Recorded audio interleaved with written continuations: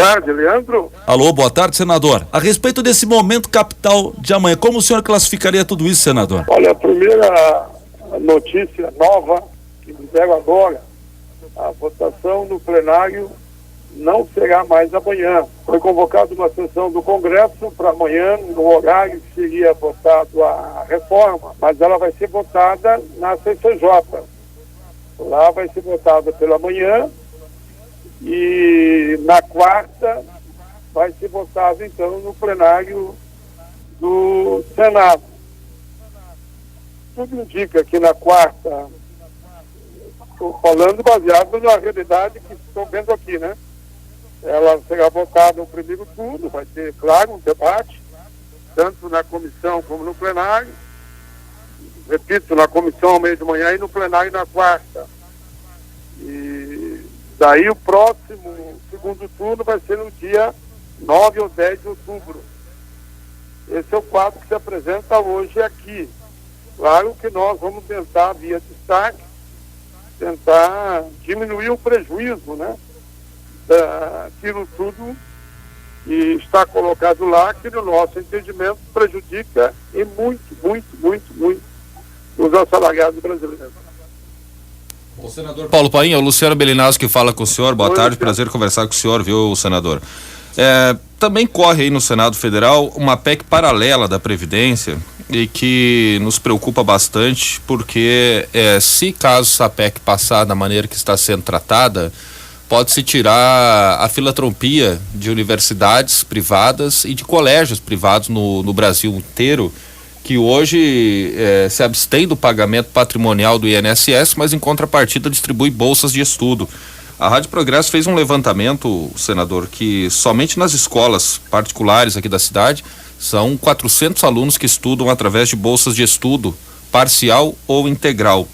Essa PEC paralela que traz essa proposta, qual é a sua visão e se realmente isso pode mudar ainda nos debates aí no Senado? Olha, primeiro, a PEC paralela é uma que é chamada PEC do fim do mundo, né? Ninguém sabe o que vai acontecer com ela. Tudo quanto é proposta, digamos, que é polêmica na PEC principal, eles estão, em parte, jogando para a PEC paralela.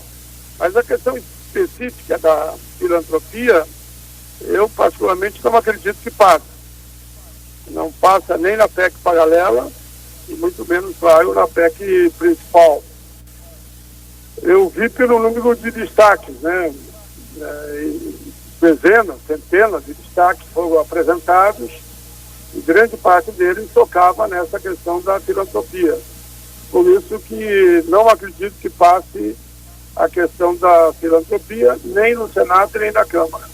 Mas a PEC paralela vai começar a ser debatida lá em outubro, depois de votar a PEC principal, com todas as suas polêmicas no que tange aos prejuízos que vão trazer para o trabalhador e para o aposentado. Não acredito que a solução também é você retirar recursos daquelas áreas que na filantropia acabam cumprindo um papel social importante. Senador Paulo Paim, no próprio Senado aí também se debate muito algo que já é decantado há muitos anos e que o senhor também acompanha, que é o Pacto Federativo. Se fala tanto nessa reforma da Previdência como uma forma de equacionar gastos, de reequilibrar as finanças do país.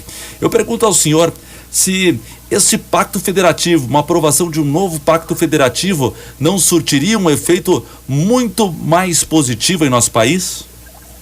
Olha, eu não tenho nenhuma dúvida que a própria reforma tributária, que se fala tanto, também não sai, seguir o caminho para resolver essa questão da Previdência e não acabar com a aposentadoria espacial, como vai acontecer aqui, se aprovar como está, não acabar a aposentadoria por tempo de contribuição, não acabar com o abono, porque 13 milhões de pessoas deixarão de ganhar, quem ganha até 2 salários mínimos, vão deixar de ganhar o abono de 1 salário mínimo. Eu tenho dito que se tratasse com carinho a reforma tributária e por extensão o Pacto Federativo, hoje Só para te dar uma ideia, a sonegação anual é 600 bilhões por ano. Dá muito mais do que a economia que eles querem fazer em 10 anos de um tri. Eu diria que em 2 anos eles estariam economizando muito mais do que esse um tri que eles estão falando. Além disso, a apropriação em débito é 30 bi por ano. A dívida dos grandes para a União já chega a mais de 1,5 trilhão. Então, se na reforma tributária se fizesse uma discussão séria no sistema de arrecadação, discutisse com profundidade, como a própria CPI da Previdência mandou, é um caminho. Mas sabemos que a reforma tributária é uma briga de gigantes. Pacto federativo é a mesma coisa. O novo pacto federativo, onde ninguém quer abrir mão. A União não quer abrir mão e os estados não querem abrir mão daquilo que eles entendem de direito. Eu estou aqui no Congresso há 33 anos. Só vejo falar em reforma tributária e em pacto federativo. Mas no fim o que eu acabo fazendo é sempre reforma da Previdência, onde os mesmos são aqueles que marcham, que pagam, os assalariados e os aposentados. Aumentam o tempo de contribuição e diminuem os direitos, como está acontecendo agora, só para te dar um exemplo, na tal de aposentadoria por invalidez. Hoje o aposentado por invalidez se aposenta com salário integral. Hoje, se você tiver uma infelicidade e tiver que se aposentar como inválido, você vai se aposentar em média com 60% do benefício. Ou seja, os mesmos vão pagar a conta, aqueles que pagam religiosamente, que descontam em folha e vai pagar a Previdência todo mês. Senador Paulo Paim, o senhor, a gente foi atrás dessa pauta para falar sobre a reforma da Previdência no Senado e logo nos veio o senhor na mente, porque o senhor, na sua vida, o senhor fala que tem 33 anos de Congresso Nacional, sempre foi um político ligado à classe dos aposentados, né? Muitos aposentados votam no senhor em decorrência desta pauta, desta bandeira que o senhor levanta pelos aposentados. Então é importante que a gente converse com o senhor sobre essas reformas. Antes da discussão da reforma da Previdência, até na Câmara, numa outra entrevista que o senhor concedeu a gente aqui na Rádio Progresso, nós lhe perguntávamos o que traz de bom para os aposentados e para aqueles que ainda vão se aposentar essa reforma da Previdência. E eu gostaria hoje de renovar esse questionamento, que o senhor analisasse quais são os pontos positivos dessa reforma na sua visão. Olha, eu não penso que eu digo isso com alegria, viu? Eu digo com tristeza. Não tem nada de positivo. Todos perderão. Pode escrever o que eu estou dizendo, eu assino embaixo ainda. Todo mundo perde. E o próprio governo admite isso. O próprio governo diz o seguinte: todos perderão. Eles alegam, naturalmente, que não tem como sustentar a Previdência nos moldes que está e que todo mundo vai perder um pouco. Todos perdem. Mas quem mais perde é principalmente no regime geral, que é aqueles que se aposentam 90% com até 3 salários mínimos, mas 60% e 65% é 1 e 85% mais ou menos por cento é quem ganha até 2. Que todos perderão, porque pode dar um exemplo. A forma de cálculo, hoje você calcula baseado nas 80 maiores contribuições de 94 para cá. Isso te garante o princípio da integralidade. Agora, todos, independente, a pública ou privada, vão se aposentar somente com a média de toda a vida laboral, que vai ser feita a média. Então, se você faz a média com 100% e não com os 80 maiores, quando você iniciou a atividade, você estava ganhando um salário mínimo. Hoje ganha 3, ganha 4, ganha 5. Então despenca o benefício, só aí poderá ter um prejuízo de 20% a 30%.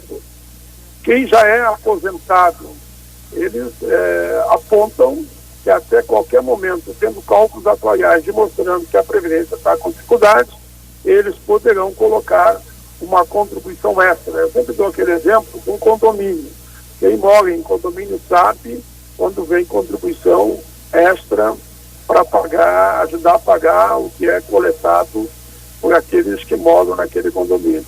Então, eu tenho outro cálculo que eles prejudicam muito passado, veja bem, é aquele que se aposentam hoje pela periculosidade, que é o caso, por exemplo, do vigilante, do guarda de trânsito, do guarda municipal, eletricitário, quem trabalha com produtos químicos e explosivos, são chamados área de alto risco. Hoje eles se aposentam com 25 anos de contribuição. Calcule, o cara está calculando, vai se aposentar em novembro, vai completar o tal de 25 anos. Não vai mais se aposentar em novembro, e agora só com 40 anos de contribuição e 65 de idade. Professor, 10 anos a mais. Mineiro, 19 anos a mais. Metalúrgico, 15 anos a mais. Não tem ninguém que é beneficiado. Eu acho, por isso que eu dizia que é um equívoco essa reforma. Eles deviam ter começado com a reforma tributária para primeiro ver a receita e olhar então para a despesa. Mas eles só olharam para a despesa e tiram dos mesmos. Tiram do aposentado e tiram do assalariado que vai ali na frente se aposentar. Senador Paulo Paim, o senhor fala em reduzir a extensão dos estragos, dos prejuízos concebidos desde o texto original.